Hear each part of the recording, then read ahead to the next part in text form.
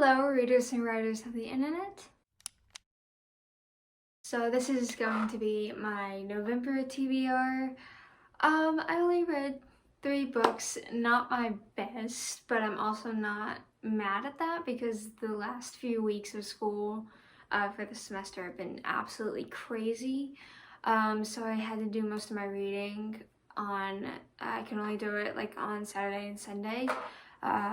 So yeah, I felt like I made relatively good progress. Also, side note, I somehow won this Grishaverse bookmark. I entered like a giveaway and I also did the virtual meet and greet type of deal. I didn't attend it because I was moving in, but it was like, I think you could win stuff with that. I'm not entirely sure.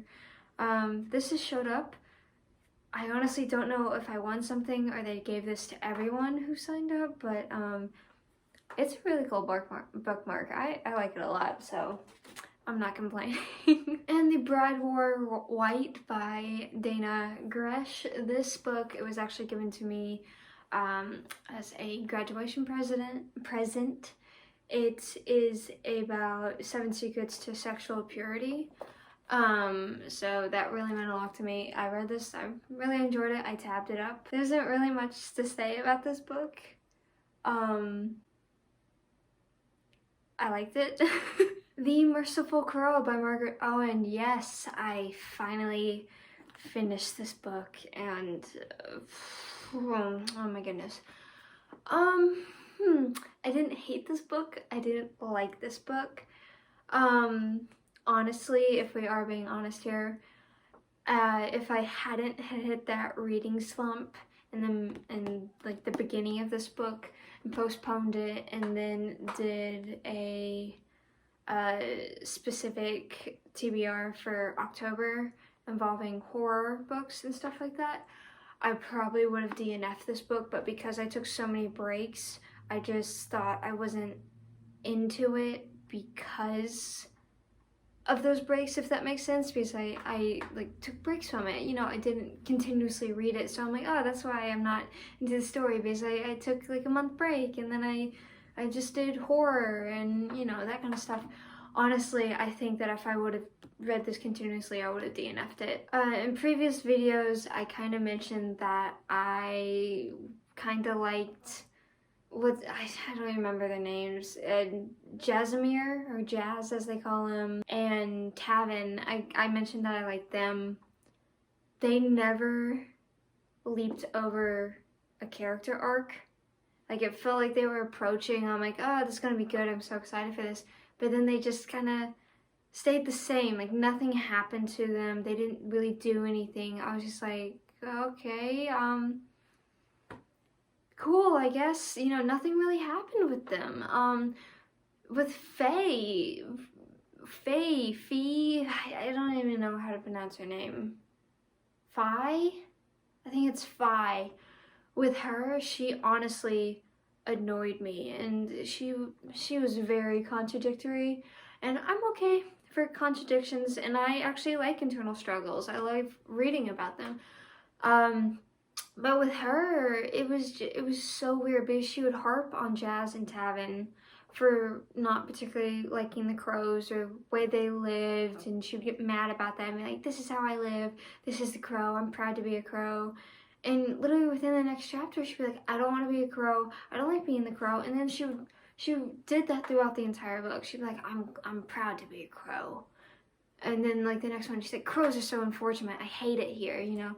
I was just like, this is very annoying.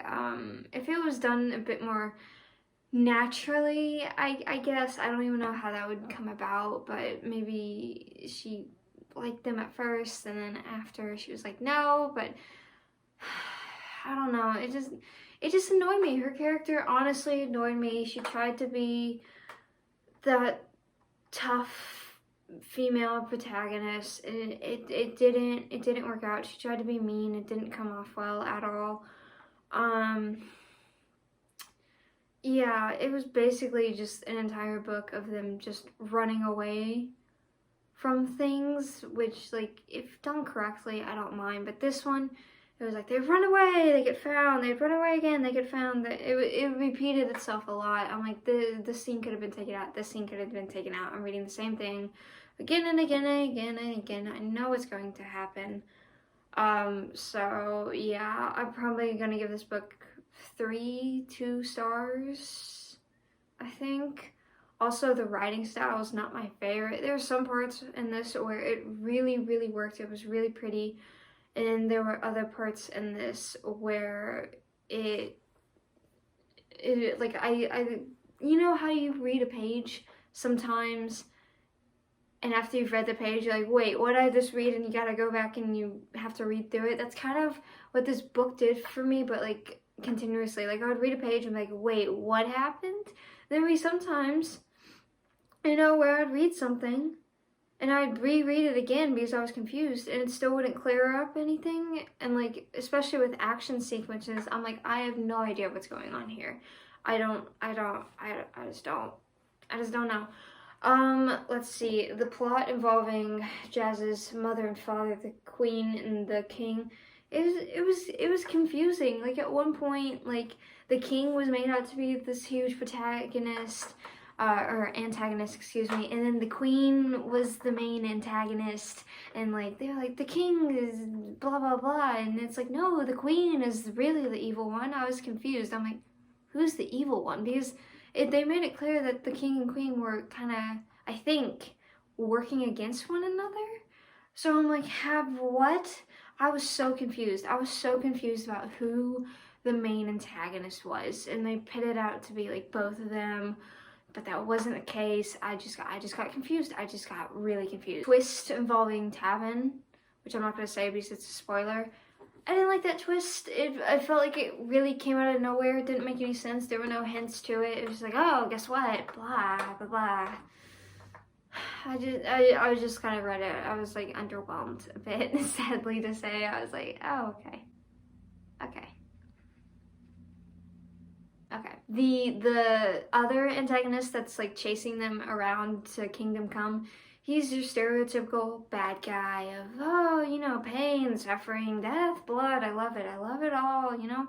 I would have liked a bit more character development for him, because if you know me, I love bad guys, honestly. I do. And I love to root for the bad guy. That's why I love the Darkling so much.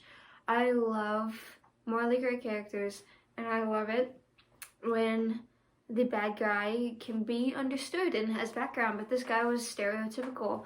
I just didn't care about him. I honestly skimmed through passages, and oh yeah, I had to finish this book because I was just like dragging it out, but I was too far to DNF it because I was like 3/4 of the way done. I was like, you gotta finish it now. You have to finish it. I had to get this book on Audible to read 3/4 of the book. I want to say like that much of the book I couldn't get through, and I had to use Audible. And I put it on like 2.5 speed. I literally just sat there. I was like, it just didn't interest me. I'm not gonna be reading the sequel. It's just, this was honestly a letdown because I was really excited for this book, and it underwhelmed me. Again, if I had been reading this continuously, I would have DNF'd it, but whew, sorry to say. Legendary by Stephanie Garber. I just finished this book and I'm still kind of like getting off the high that I got, because you get that feeling when you finish like a good book. You're just like, oh, that was so good. And that's kind of what's happening here. I'm not gonna lie, Tella, Donatella, whatever you want to call it, not my favorite character. I liked Caravel a bit more than this one, involving the game aspects and the characters involved, but I still like this one. It's just, this time around, it felt like Tella really didn't do anything. Things would happen to her and that would lead to the next clue, but it kind of explained like Legend wanted her to win, so that's why it would happen, but it took out the charm, I guess you could say, of the first one, of finding, you know, things out and stuff like that. It was kind of gift wrap here. But I didn't really mind that. It was just like one of those things. I was like, okay. Ooh, there's a new magic system introduced in this book. I found that I don't know how I feel about the magic system. I like it on the one hand, but I don't like it on the other. I like it because it's cool. It's one of the main plots. I like the characters involving this new magic system. I don't. I'm trying to determine if it's a spoiler or not. It's not because it happens within like the first third of the book. Jax, being the Prince of Hearts, I believe his card is. I liked him a lot. I liked him. The only reason that I don't like it is because there weren't even hints to this magic system in the first book, so it felt like it was kind of coming out of nowhere, but at the same time, this was following a different character who was really into the Fates, which is the magic system in this. So she was really into the cards and the costumes and that kind of stuff, so it kind of made sense why it would be new, but at the same time, it felt like it was coming out of nowhere. And I like the magic system in Carvel. It's kind of like don't fix what isn't broken, but at the same time, this kind of added to it. So I'm mixed about the magic system. I like it. I don't. There's some aspects that I like and some aspects that I don't like. The reveal of Legend, without spoiling anything. Unlike Carvel, this book had one major plot twist towards the end. Carvel had like 5. This one had 1, so it landed a bit harder, but I did see it coming because it hinted at it so much throughout this book, and I thought it was going to be one of those deals where like, oh, it's so obvious that it can't be this character. But it was that character. I was like, oh, okay. Because in the first book, it was a good mystery. And I low-key wanted Legend to still be a mystery coming into the final book, and that's where you find out. But it was announced in this book. It was obvious, but at the same time, I'm like, oh, okay, I guess that kind of, I guess that kind of makes sense. I like it, kind of. I don't know. It's just weird. It's just very weird. And I did read the few chapters of finale, I believe, that's in the back of the book here. And yeah, the person is Legend, so there's no like other twists, I don't think, or anything like that. So yeah, I'm not mad about that at all. It was just one of those things. It's like I saw that coming like halfway through the book. But that's what the other book had kind of done, is like, oh, it has to be him. And then it was like, no, it's not him. I thought that's what was going to happen. But yeah, I really like the plot of this book. I like the characters. I even like the twist, So I'm definitely going to be reading finale. Hopefully I can finish it up in December. Yeah, in December. Really like it. Really like Stephanie Garber's writing. And I can't wait to see what else she comes out with. And that was it for my November wrap-up. I know it's tiny. I like 2 of the books. I didn't like 1. I'll take that up. I'll take those odds, I guess. I enjoyed myself, especially with Legendary. I really like that book. And I will see you in my next video, which will not be a December TBR because I've already done a rest of the year TBR, so if you're curious about what I'm going to be reading, I'll put the video up there for you. So yeah, I have a video that I'm currently editing right now about an anti-TBR that I hope to get to you soon, and I think I'm going to be participating in Vlogsmas. I low-key liked vlogging during the reading rush. I might do it, I might not, I'm not entirely sure, but yeah, just that heads up that I will not have a December TBR.